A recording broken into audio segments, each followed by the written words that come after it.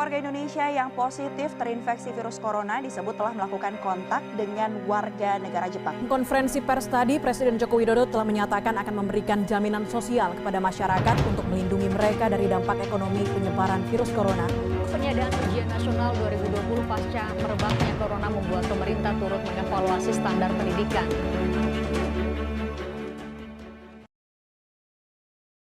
Masih pertama, Saudara, Gubernur Kalimantan Barat Sutarmiji mengimbau warganya untuk sementara waktu tidak berpergian ke luar negeri. Namun jika imbauan tersebut tidak dilakukan, Sutarmiji memperingatkan warganya untuk tidak kembali lagi ke Kalimantan Barat sementara waktu.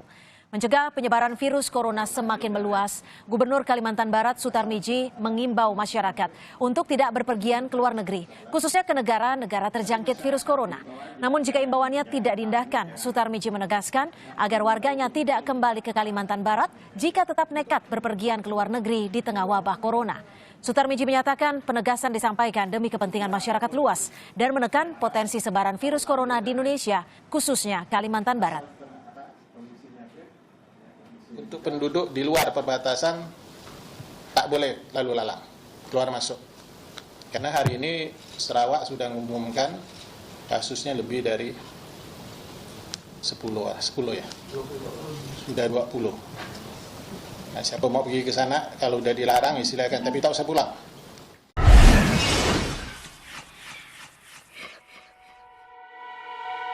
Assalamualaikum warahmatullahi wabarakatuh. Kali ini kami dengan adanya kami di sini, saya Nabaza Fariski Widiani, saya Ega Fidelalika, saya Nurul Miftahul Mubarak, saya Gia Putri Syakira, saya Strawberry Rizky Nefotik Putri, saya Zuri Alifiansyah, saya Faika Dia Nugroho. Kami dari kelompok 1.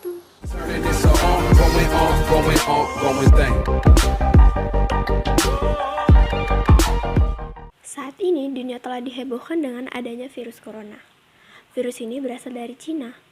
WHO telah menyatakan bahwa virus ini sebagai pandemi. Artinya virus ini sudah menyebar ke seluruh dunia termasuk Indonesia.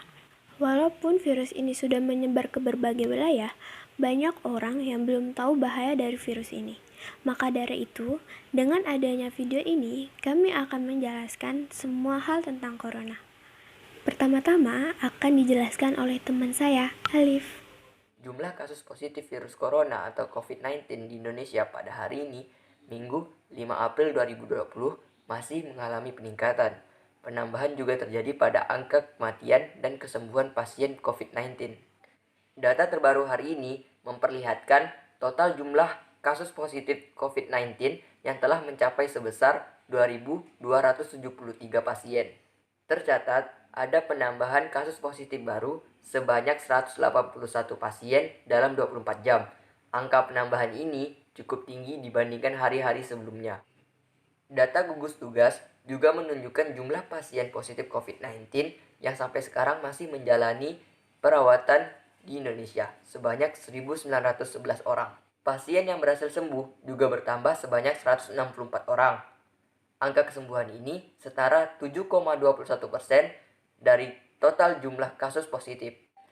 Akan tetapi, jumlah kematian pasien positif COVID-19 masih bertambah, yakni menjadi 168 orang. Lalu, apa sih yang melatar belakangi munculnya COVID-19?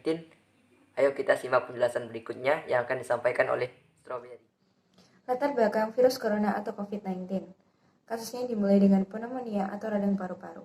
Hal ini diduga berkaitan dengan pasar hewan Huanan di Wuhan, pasar yang menjual berbagai jenis daging binatang, bahkan beberapa diantaranya tidak biasa untuk dikonsumsi, seperti ular, kelelawar, dan berbagai jenis tikus.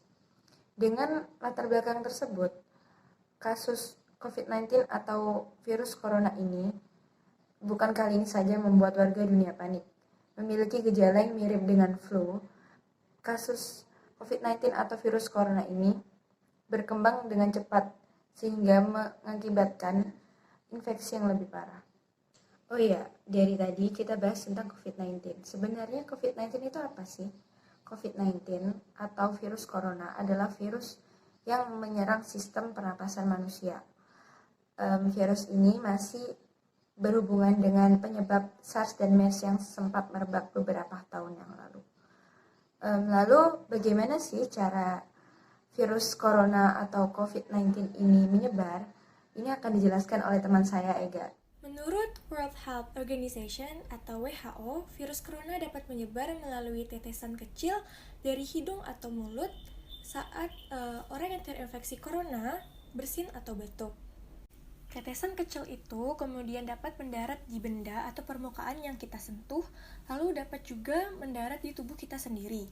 Lalu kita sebagai orang sehat, kita menyentuh mata, hidung, dan mulut.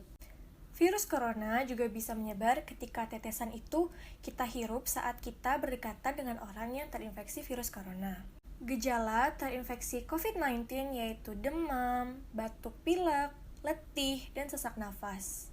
Setelah kita mengetahui bagaimana cara virus corona menyebar, lalu mengetahui gejala terinfeksi virus corona, kita juga harus tahu bagaimana cara mencegah terjangkitnya virus corona yang akan disampaikan oleh Faika.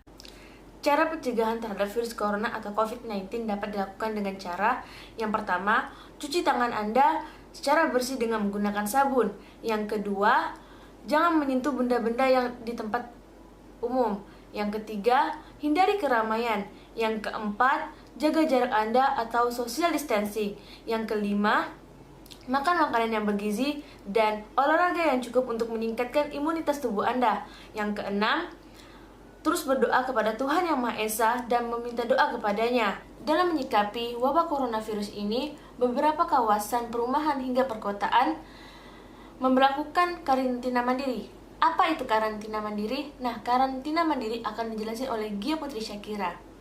Karantina mandiri merupakan satu di antara cara untuk melindungi diri dari penularan penyakit, serta merupakan cara untuk memberhentikan penyebar luasan penyakit tersebut. Untuk kasus COVID-19, diperlukan masa waktu karantina selama 14 hari. Ada beberapa syarat untuk melakukan karantina mandiri. Yang pertama, tidak bepergian ke tempat umum. Yang kedua, tidak menggunakan kendaraan umum seperti kereta api ataupun bus. Yang ketiga, tidak melakukan kontak fisik dengan orang lain. Ini bertujuan untuk mencegah penyebaran yang lebih luas kepada masyarakat lainnya. Terapkan physical distancing, bukan social distancing. Apakah karantina mandiri ini cukup? Bagaimana dengan lockdown?